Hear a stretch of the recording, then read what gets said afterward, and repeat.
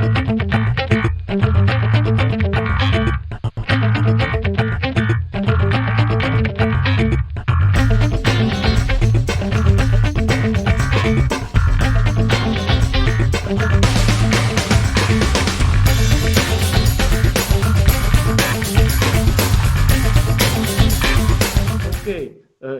Mr. Monte. Welcome to music podcast, Rewinding from Montenegro. How are you? It's good to be here, and I love the name of the country, Montenegro. Yeah. First, I want to ask you, how was it to do 2,000 and plus shows with the Ramones? What that mean? Because people don't know what the tour manager means. Exhausting is one word for it. Well, the reason I wrote my book is to kind of show people I tell people what it's like to be a tour manager. I put in like set lists and what we get in the dressing room and the stage setup. And so, most people go to a show and they're there and they see the band on stage. Everything sounds good, looks good, but they don't realize there's people running the sound, doing the lights. There's the roadies that's had to set the equipment up. So any one of these people don't do their job properly, the show won't look good, sound good, or be good. So I kind of, in my book, I kind of like bring out what it's like to be in a crew and what it takes to put on a good show. Yeah. And how big was that crew? Because Ramones were a huge band. Well, we were not a huge band. We had a sound man, monitor man, light man, truck drivers, bus drivers, myself, a tour manager, and then guitar roadie and drum roadie. It wasn't a huge setup like U2 or Pearl Jam. They have like so many extra people in it. Yeah. So it was a moderate size. Yeah. And your job, how was it hard to you travel all around the world? How was it to set up one show? Well, it depends on where we were playing and what we needed. You got to realize I'm dealing with a crazy band and also a crazy crew. So I double the crazy people I got to deal with, and crazy promoters and crazy record company. Yeah. The tour manager, road manager is a big job. I mean, I'm dealing with the band, the crew, the record company, the promoters, the venues, the bus drivers, truck drivers, a lot of people involved in when you're a tour manager or road manager. Yeah. And I want to ask you, what was the feeling about the last show? Because I read in Marky's book that people and the band know that there was going to be an end. And how was your feeling about that ending? Well, I was like, I wasn't happy about it. I kind of thought maybe they'd get back together, but seeing the way Johnny felt and Joey felt, I kind of felt, it was the ending there, Yeah. I always hope maybe they get back together again, but Joey's wasn't feeling great, later on. And Johnny said, no, that's it. And he actually, like, when he moved to LA, he's like, got rid of most of his equipment, so kind of put an end to it there, Was it sad or was it a good feeling? No, it wasn't a good feeling, no. Yeah. Because, you deal, 20 some odd years with working with a group, and all of a sudden, boom, Yeah. No, it wasn't a good feeling. Yeah. I also read in Marky's book, he only talks good about you and says that you were basically one of the key men for band to go because you deal with Joey's problem and you got him basically from the bed to stage. You have that role about like personal assistant. Well, I was happy. I think in his book, he calls me the Da Vinci of road managers, or tour managers. That's nice. Thank you, Mark. At that time, Mark and I were getting along very well, so he wrote some nice things about me in his book. Because, he's an interesting. Have you met Mark? Have you been to any of his shows? Has he played there around that area? Yes, he is. Also in Montenegro, in one of our festivals. What city 2 years ago. What city would that be? Nikšić Lake Fest. Okay, good. Yeah, he was with I don't know, it was Blitzkrieg or another name. Right. But he coming in Serbia, I think multiple times. Yeah, you're right next to Serbia. Yeah, Border. yeah. Border. What was the question again? He only talked good about you, almost like you were a personal assistant, Well, not here's like tour manager. You get well, up Joy from the bed. the thing is, Joey had so many different problems. Yeah. Somebody had to help him. In other words, before he went on the road, I went up and helped him pack these medicines, his clothing, whatever. I helped him with that. Otherwise, if he went on the road and he's missing something, who's going to have to get it? Me. So actually, I was helping myself along the line there. So, but then again, they all saw I had to help him. You know, he needed help. But the other group, your valet is. No, I was also a very good friend of his because his my girlfriend a while ago, her sister was Angela. Camille was a girlfriend, an old girlfriend of mine. And her sister was Angela, so I introduced Angela to Joey. And then we kind of became very close because I go to his mother's house and Thanksgiving and stuff like that. And I was helping him also, you know. Somebody had to help him. Yeah. And a lot of people had problems in that band, including Marky at one time. Oh, sure. I mean, he was kicked out of the band. Yeah. He was an alcoholic, you know. Yeah. And how was it to maintain that band with such a various problems inside and with personal issues they had? Well, it's like a juggling. You're a juggler. You know, you got to juggle, boom, boom, boom, boom. You know, as I said, I dealt with the band and crew were crazy too. They had problems also. You had to be a diplomat, you know, and that's part of the job of a tour manager, road manager. Got to be very diplomatic, you know, and just bear with some crazy things that happen around you and try to pull things together. It was, you know, every band has its crazy people in it. Yeah. You know? And they were different characters. In one time, Marky calls even Joy a soft racist, and like conservative view. And he also said that he adores Joy. They were all different characters. No, that's Johnny. Yeah, Johnny. Not Sorry, yeah. And how was it like? That various characters to do music together, to record, to tour, was it hard? There's a myth that the two of them, Joy and Johnny, didn't speak for years. Yeah, that's exaggerated. They had to speak because they were. They were together for 20-something. How many marriages last that long?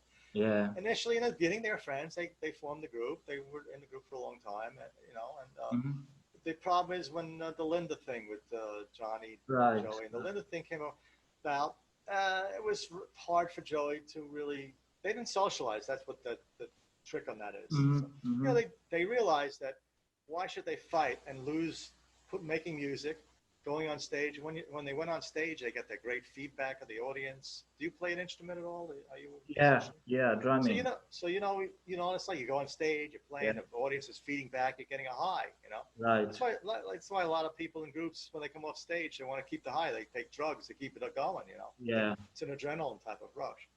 So they realized that don't socialize. They had to talk because they had to get the sets together and put the music together on the albums and all that. They had to talk. So they realized that towards the end there, that just don't socialize, don't do extra talking, and that's how they got along for those extra years and kept it together because they realized the music was more important. Yeah, above all. And what do you think about late careers post Ramones? We talked about Marky, also CJ plays today, and Richie also. What do you think about their careers and legacy? Great. I mean, you know, it's nice to see them continuing. And Marky seems to do basically a lot of Ramones stuff, you know, that he's keeping that whole, here's the Ramones set. Boom. Although he did have a solo, you know, I managed Mark when he had the Mark and Ramon and Intruders. When they split up, he came to me and says, be my manager. So I had a little stint with being an actual manager. Being a tour manager and a manager, totally different things.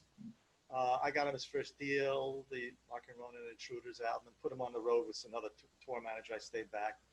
Hey, 2 albums, didn't work out, so it's whole different thing for me doing tour managing, regular managing. So Mark's, I mean, he's great. He always has, you know, he's got the Sirius XM station, and there's all these products he puts out, pasta sauce and Right. etc. Yeah. Ice cream, and I don't know what. CJ's terrific. CJ's great. I mean, he really is. Solo albums are amazing. He really puts out, and so is Richie. Richie has some really good stuff going. So it's nice to see some of the Ramones out there.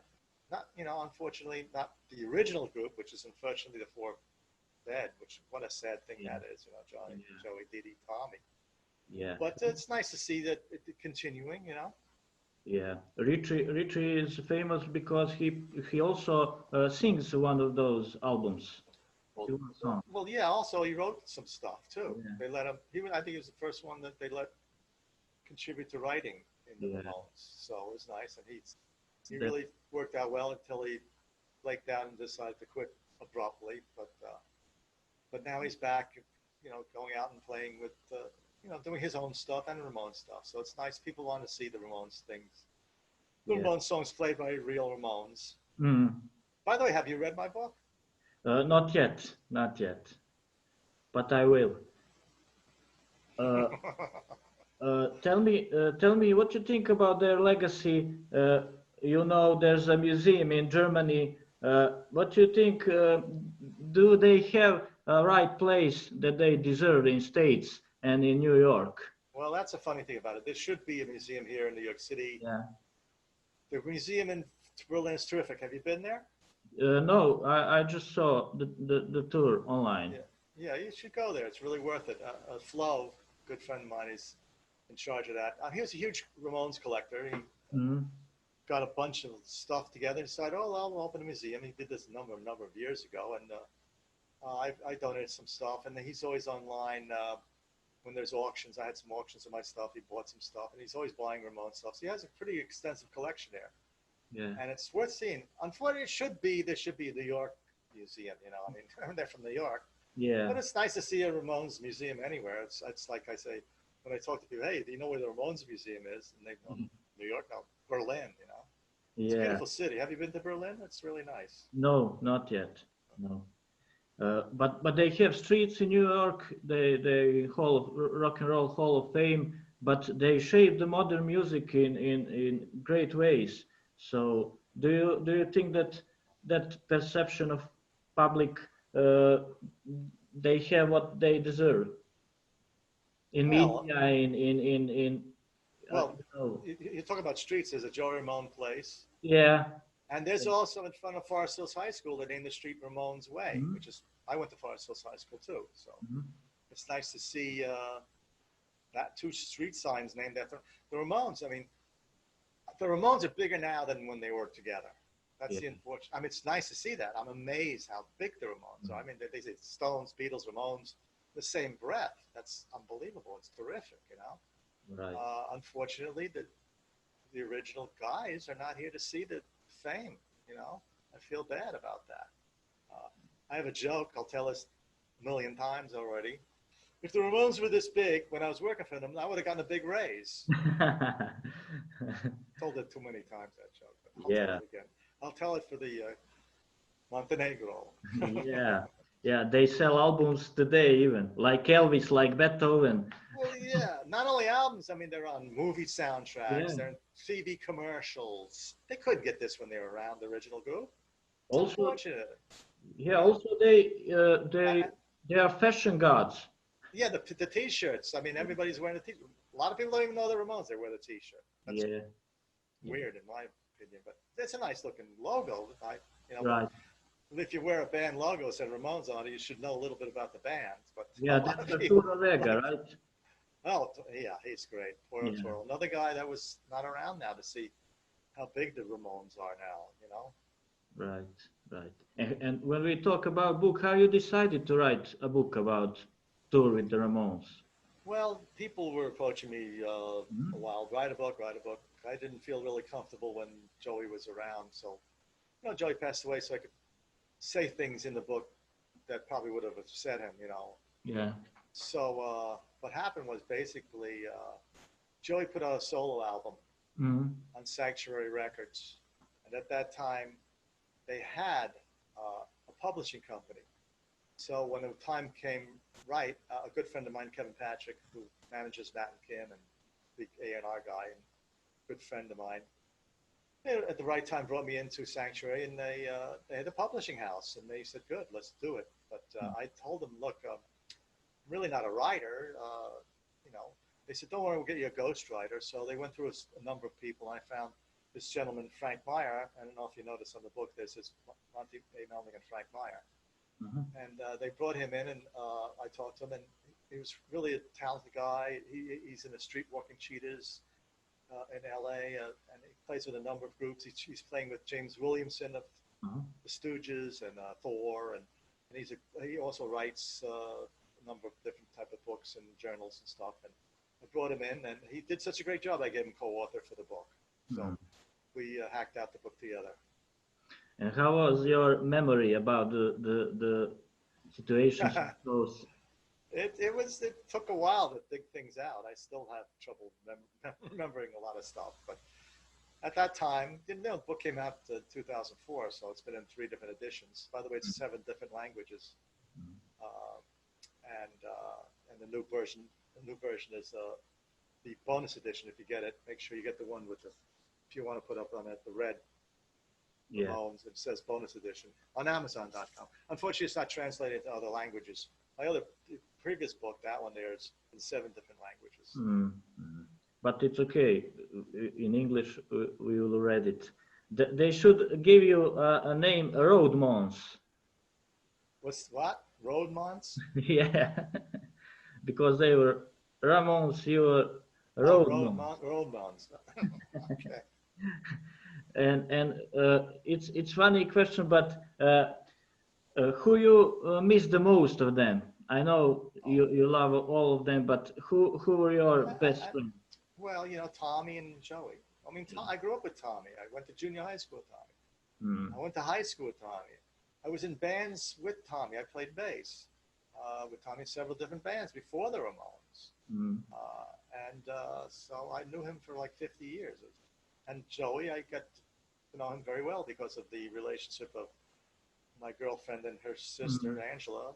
We, as I said, we're a little family there because we go to, as I said, Thanksgivings, New Year's, and all that and stuff like that. So those 2, and CJ's terrific. He's a great guy. Yeah. I like Marky. I mean, I miss them all, but right. I was closest to Tommy and Joey. Right. And for the end, can you tell me some crazy story from the tour you'll never forget? We're finished? This is the end of it already? Yeah. Come on, I got 20 years of stuff. Then tell us a few things. Well, I mean, I remember playing Zagreb and Ljubljana. The fans there were terrific. They were really enthusiastic. That area where you are over there. At that time, it was Yugoslavia. I remember at that time driving. It was dangerous. We were driving certain parts from Ljubljana, or Zagreb, Ljubljana, and there was, you know, bombing stuff happening in the cities, and it was dangerous. It was scary. But the fans there were terrific. Great fans. It's almost like Latin America. Yeah, but you know, I mean, when we were touring in Ireland initially, Northern Ireland was pretty dangerous at the time we were there. Yeah. We stayed at the Hotel Europa in Belfast. Belfast is Northern Ireland, right? Yeah. That crazy years. Belfast is Northern Ireland, right? Yeah. So the hotel was surrounded by barbed wire. You couldn't get in unless you were screened. If you went out of the hotel to go to like a shopping center, there was like security, and there was bombings going on. That was pretty crazy at that time, you know, being in Ireland. So that's another story there. Great fans in Ireland, by the way. U2 was a big fan of the Ramones. Right. They actually wrote a song, "The Miracle of Joe Ramone," on an album or 2 back there, which is amazing. Bono's a huge fan of the Ramones. Yeah. I think the legacy of the Ramones, there's a legacy that when they toured a lot. They toured like big cities, little cities, before a lot of people were going into little cities and with the music they were playing. A lot of kids saw them and said, hey, look, I mean, they're not doing anything unbelievable. You don't have to be like Eric Clapton or something on the guitar, or terrific drummer. As long as you had good songs and you played your instrument well, you could form a group. And a lot of these bands give the Ramones credit for forming groups like Metallica, Soundgarden, Rancid, U2, Pearl Jam. It's amazing. They all give the Ramones credit because they were kids. When the Ramones came through the town, they saw the Ramones and said, hey, we could do this too. And they started bands. I think that's the legacy of the Ramones. They're kind of like the Johnny Appleseed. I don't know Johnny Appleseed, a character in American folklore. He'd go around the United States planting apple seeds, you know. So they were kind of like planted seeds of, you could do this too. You know, you didn't have to be a great musician, just good songs and play your instrument well. Right. There's arguing today, were they the first punk band? How do they feel about that punk thing? Well, they didn't like the name punk band. You know, they're more like, they want to be a pop band. I mean, they listen to like the Bay City Rollers. That's how they want to do a chant song like Saturday Night, SATU, Saturday Night. So they wrote Blitzkrieg Rock, Hey Ho, Let's Go. They were influenced by the Bay City Rollers. And their songs are more poppier, you know. They had their hardcore stuff, but they really didn't, when the first labeling punk rock came out, they didn't like them initially, the label. And actually, when the Sex Pistols came out, it hurt them because the Sex Pistols came out and they were doing all sorts of crazy things, like doing stupid things at radio stations on TV and vulgar. And so when we started touring in the States, all these radio stations said, we don't want these guys in our station. They're going to be crazy. They're going to be stupid. They're going to do nutty things. So they wouldn't play the Ramones albums. That's why we got penalized. That's why they never sold a lot of albums in the United States. It's a shame, you know. There's one time we're checking into, I think it was Cleveland, a hotel, and I'm at the desk. I'm looking behind this little note there. Beware, this band is like dangerous, you know. They had an actual little note there about us, you know. Yeah. The punk thing wasn't good for the Ramones, really. Yeah, they were like fast version of Beach Boys. Yeah, that's something along those lines. They loved the Beach Boys. They were influenced by a lot of groups that they grew up listening to. I mean, Tommy and I, we went to Fillmore East there, which is a big club, a big venue, I should say, and we saw a lot of bands. We saw the Doors, you know, all sorts of people, Cream, Led Zeppelin. We saw all those groups, and they were influenced by all those groups. And how was the perception in Russia about the band? We know all that thing about Cold War and etc. Did they have they played there? No, unfortunately, at the time, they, you know, in 1996, they with an album called Rocket to Russia. Yeah. Johnny's an anti, he hates them, and Tommy came from Hungary, fleeing the communists. So he really didn't want to go to play. At that time, was communist Russia. You know, they were breaking up, but but they had Russia had a bad feeling about the Ramones. Now, I mean, Marky plays there. I think CJ played there, right? Yeah. I think, maybe Richie played. That, you know, now they were around, they probably would play Russia. But at that time, you know, it was out of the question. You know? Yeah. Monty, that's it for this time. Thank you very much for this short interview, but we will continue after we all read your book to talk about it in such a wide way. I'd be happy to come back after you read the book, and you know, I think you'll enjoy the book very much. Yeah. Thank you very much again. All best. Okay.